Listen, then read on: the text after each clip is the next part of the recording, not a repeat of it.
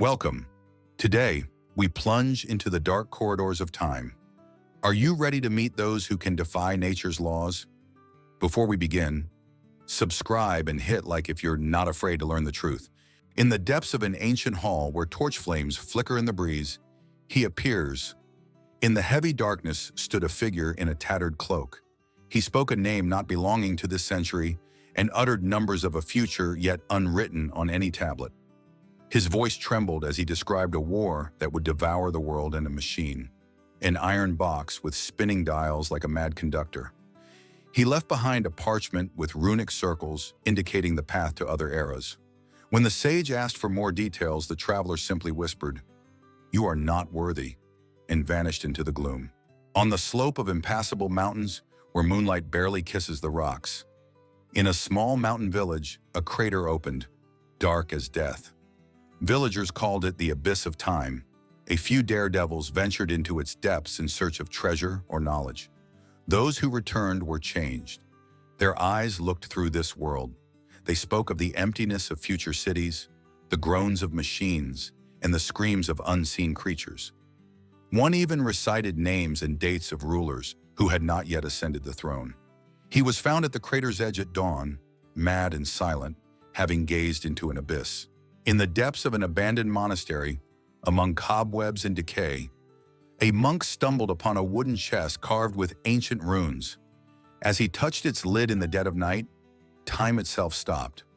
Objects that should not yet exist, towering spires with smoking chimneys and shadowy figures wielding strange devices, reflected in his eyes.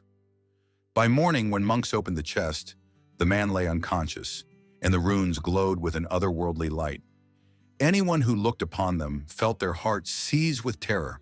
Among the ruins of an old castle, crumbling under centuries of weight, from dusk till dawn, screams echo through the halls. They say one glimpse reveals headless warriors whispering strangers' names. A woman, torch in hand, dared to walk the narrow corridor. She heard her own shrill scream and fled, expecting escape, but felt footsteps behind her, though no one followed. Her face was never the same. She lost the will to speak of what she saw, only grinding her teeth in the dark. Sometimes truth is darker than fiction. The 1901 John Tritty case. A postman in a small English town delivered letters detailing battles of World War I, a war still a decade away. The letters contained precise strategies and dates, marked November 18, 1914. He claimed a stranger in a striped coat handed them over, then vanished as suddenly as he had appeared. The 1939 Japanese sergeant. During a siege, a soldier wearing a uniform that did not exist until years later was captured. Under interrogation, he spoke of aircraft powered by atomic energy in cities buried in dust. He carried no documents, only a strange metal token with flickering numbers. Long before writing was born, our ancestors sought ways to master time.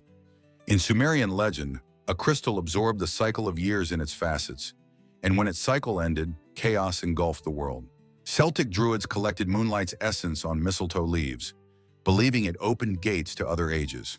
Inca storytellers described a golden owl priest who wandered among the stars, whispering each star's true name, thus knowing the coming of seasons and disasters. Even those who call it science shudder at its possibilities. Philosophers of Alexandria wrote of space-time curves that could be unlocked by precise alignment of winds and moon phases. But some manuscripts warn, he who traverses this path remains forever in its echo. Now you know that the darkness of time wears many faces. Time is not your toy. It can consume the soul. If this horror has not been too much for you, subscribe, like, and share this video if you dare spread the truth. Beware. Darkness thirsts for your fear.